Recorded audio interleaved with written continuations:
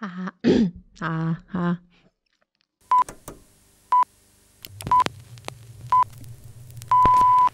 김호연 작가의 소설 불편한 편의점에는 독특한 인물이 등장합니다. 서울역 노숙자에서 편의점 알바생이 된 이 사람은 몸짓도 어리숙하고 말투마저 곰처럼 느릿느릿하죠. 사람들은 그를 경계합니다. 진열장에서 음료를 꺼내주는 그의 손에 겁을 먹고 뒷걸음질을 치죠. 하지만 그 행동엔 사실 아무 의미도 없어요. 그 사람에게 의도가 있었을 것이라고 우리가 멋대로 상상했을 뿐입니다. 우리는 이런 오해를 참 자주 하게 되는 것 같아요. 세상 모든 것들의 의도를 파악하다 지치신 분들, 혹시 지금도 의도를 파악하다 정말 중요한 것들을 놓치고 있진 않나요? 오늘만큼은 저와 함께 잠시 내려두도록 해요. 오늘도 고민 들어주는 언니 한디입니다. 먼저 오늘 사연의 주인공부터 만나볼게요.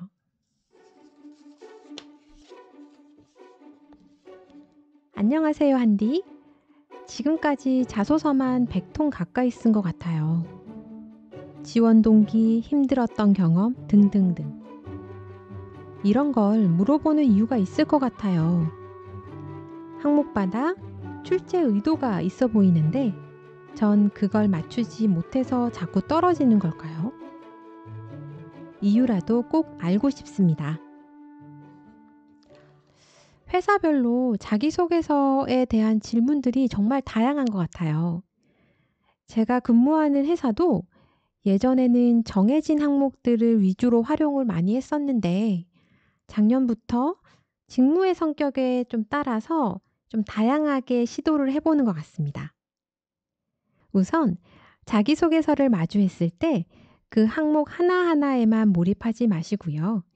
이 자소서 전체를 보고 이것을 다 읽은 평가자가 나를 어떤 사람으로 생각할까? 나를 어떤 이미지로 생각을 할까? 라는 것을 설계를 하셔야 합니다. 바로 페르소나인데요.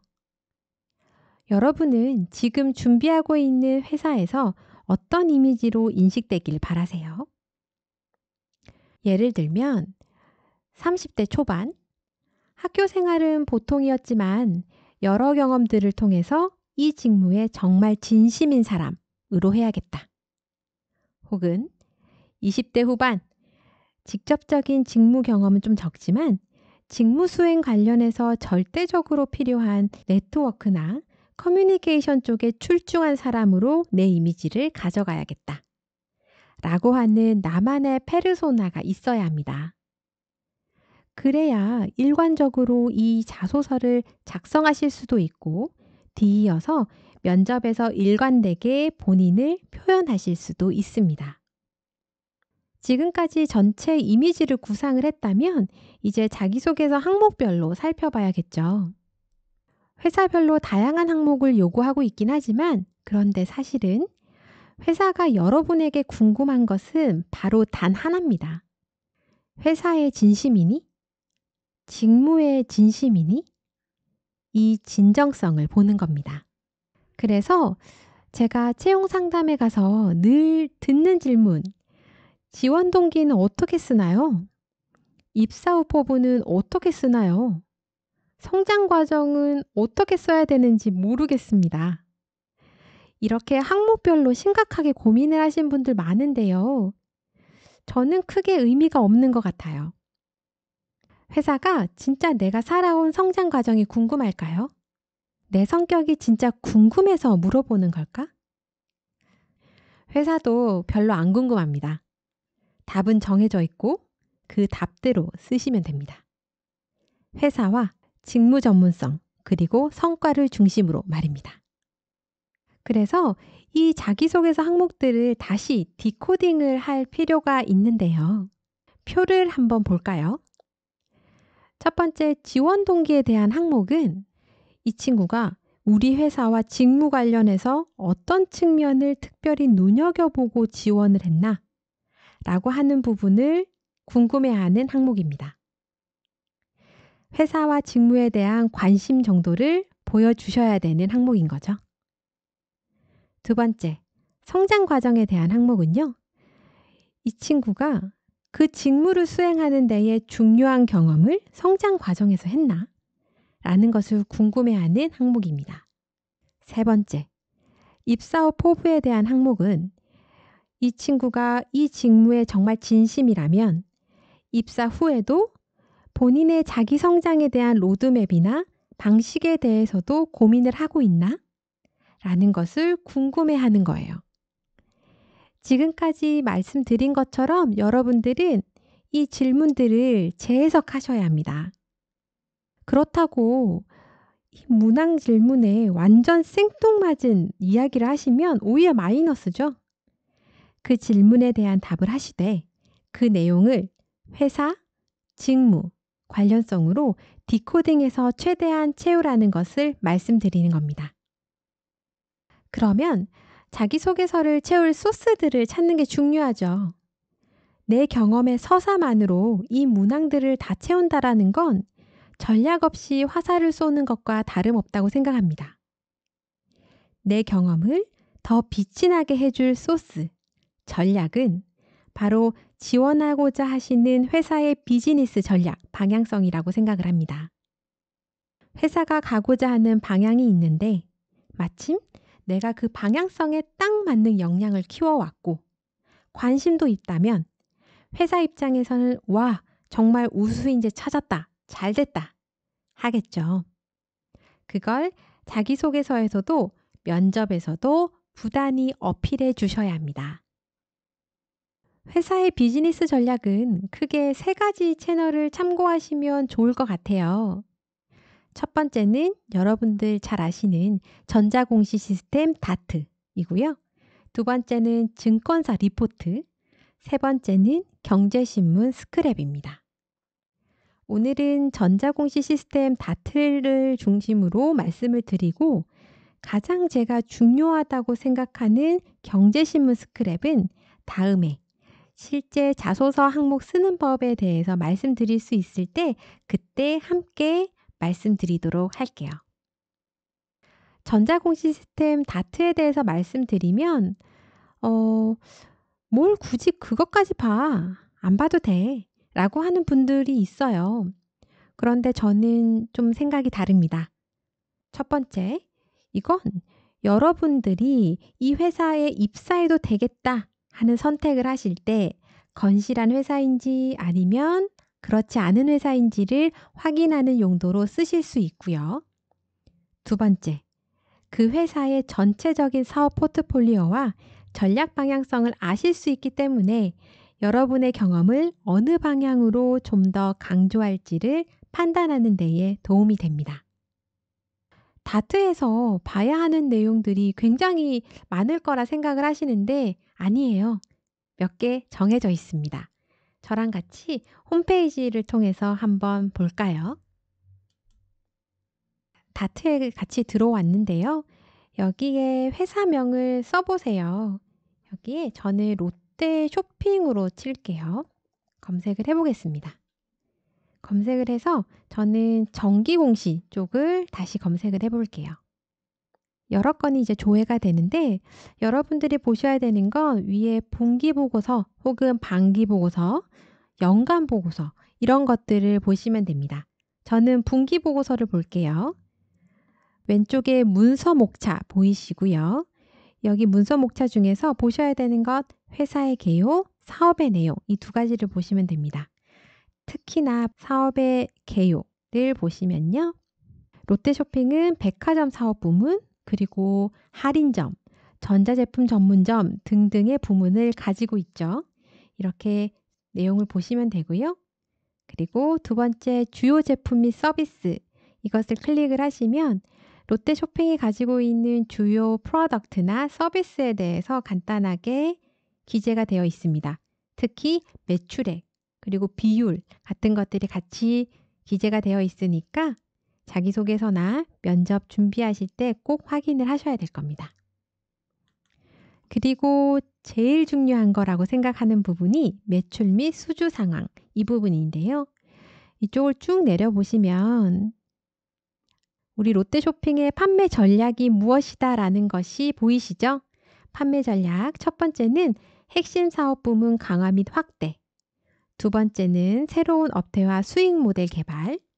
세 번째, 브랜드 파워 강화와 머천다이즈 차별화입니다. 이 세 가지 중에서 여러분들의 직무에 맞게끔 여러분들이 잘 쓸 수 있는 것 중에 하나를 픽하셔서 아이디어로 발전시키시면 됩니다. 이게 무슨 말이냐? 한번 다시 예를 들어서 이야기를 해볼까요? 아까 롯데쇼핑을 검색했을 때 새로운 업태와 수익 모델을 개발한다라는 전략이 있었죠. 그러면 나는 이쪽을 중심으로 자소서이든 면접에서 어필해야겠다라는 생각이 드실 거고요. 기존 백화점이 주었던 고객 경험과 수익 모델에 대한 아이디어를 갖고 있어야겠다. 그걸 어필해야겠다라는 단서를 얻게 됩니다. 여기서 얻은 단서를 시작으로 아이디어를 준비하셔야 되는데 이건 단시간 내에 만들어질 수는 없기 때문에 회사들도 이런 아이디어를 내는 지원자에게 주목할 수밖에 없습니다. 아이디어는 다양한 사례를 알고 경험한 지원자들에게 많이 나올 수밖에 없는데요. 왜냐하면 새로운 아이디어의 근간이 되는 건 벤치마킹이기 때문입니다. 아직도 감이 잘 안 오시는 분들이 있으실 것 같아서 예를 하나 더 들어볼게요. 예를 들어 유통업에서 가장 핫한 케이스로 보면 베스트바이를 빼놓을 수 없을 것 같아요. 제품 경험은 베스트바이에서 하고 실제 구매는 온라인에서 하는 고객들 때문에 베스트바이라고 하는 업체는 매출에 큰 타격을 받았습니다. 이걸 디커플링이라고 하는데요. 이제 베스트바이는 어떻게 해야 할까요? 여러분은 어떤 아이디어를 내실 수 있겠습니까? 베스트바이는 오프라인 매장 공간을 애플, 삼성 같은 주요 전자제품 제조사의 쇼룸으로 임대를 하고요. 대신 수수료를 받는 형식으로 비즈니스 모델을 바꿨습니다. 고정비가 높은 오프라인 매장의 비용 부담을 해소를 하면서 본인이 가지고 있는 오프라인 매장의 강점을 살려서 소비자가 다양한 제조사의 제품을 비교 체험할 수 있도록 하는 거죠. 이걸 기반으로 실적 반등에 성공할 수 있었습니다.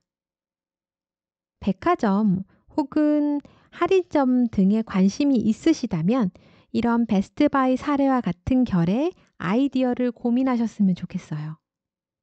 내가 MD 직무에 지원할 거다 라고 하신다면 백화점 카테고리에서 기존에 안 해본 것들에 대해서 고민한 내용이나 유통 쪽은 아니더라도 콜라보 가능한 영역 중에 내가 경험했던 것이 있다면 연결해서 자소서나 면접에 얘기하면 더욱 좋을 것 같아요.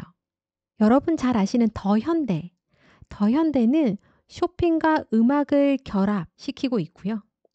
롯데는 쇼핑과 예술 전시를 결합한 모델로 계속 어필을 하고 있습니다. 이렇게 융합된 아이디어들을 계속 만들어내고 적용해 나가는 것, 이러한 아이디어들을 제시하는 것이 여러분들의 경쟁력이 될 수 있습니다. 저는 오늘 이런 팁을 드리고 싶습니다. 자소서에서 중요한 건 딱 하나. 회사, 직무에 대한 나의 진정성. 내 경험을 더 빛나게 하고 싶다면 회사의 비즈니스 전략을 꼭 챙기자. 이렇게 해서 취업이 보이는 라디오 취보라 네 번째 고민도 해결되었습니다. 그리고 오늘도 어김없이 찾아왔습니다. 취업 OX 알려줘요 한디. 이제 룰은 잘 알고 계시죠? 바로 질문부터 가도록 할게요. 첫 번째 질문입니다.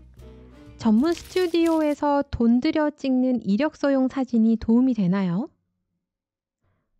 글쎄요. 저는 X입니다. 사진의 영향이 크다면 저는 입사를 못했을 것 같은데요. 롯데라면 아예 요구하지도 않고요. 평가에 들어가지도 않습니다. 그냥 일반 사진관에서 찍으셔도 돼요. 전문 기술을 빌려가지고 실물과 매칭이 안 되는 경우가 많습니다. 그럴 때 저희가 얼마나 당황하는지 몰라요. 본인이 봤을 때 호감 가는 얼굴이다, 그런 인상이다 정도 수준만 나오면 괜찮습니다. 그냥 일반 사진관에 가셔도 충분합니다. 두 번째 질문. 면접 때 가운데 앉는 게 유리하다는데 사실인가요? X입니다, 여러분. 여러분 이건 정말 진심으로 전 처음 들어봤어요. 중앙에 앉으면 면접위원의 앵글상 시선을 더 받을 수도 있을 것 같아요. 하지만 여러분 어차피 그 사람이 얘기하는 것을 듣고 평가하기 때문에 전혀 상관없습니다. 제 경험을 말씀드리면 저도 그때 중앙에 앉았었는데요. 오히려 옆에 있는 지원자의 이야기를 경청하느라 여기저기 고개를 돌리느라고 목이 아팠던 기억이 있고요. 그래서 더 긴장을 했던 기억이 있습니다. 면접 때 위치는 전혀 상관없습니다, 여러분. 나도 취업 때문에 이런 점이 고민인데 라고 생각하는 친구들은 언제든지 댓글에 남겨주시면 이렇게 모아서 답변을 드리도록 하겠습니다. 방송에 대한 감상 그리고 어떠한 피드백도 환영합니다. 다음 시간에도 더 알찬 내용으로 찾아올게요. 고민 들어주는 한디의 취업이 보이는 라디오 취보라. 지금까지 한디였고요. 취보라 친구들, 다음 시간까지 안녕.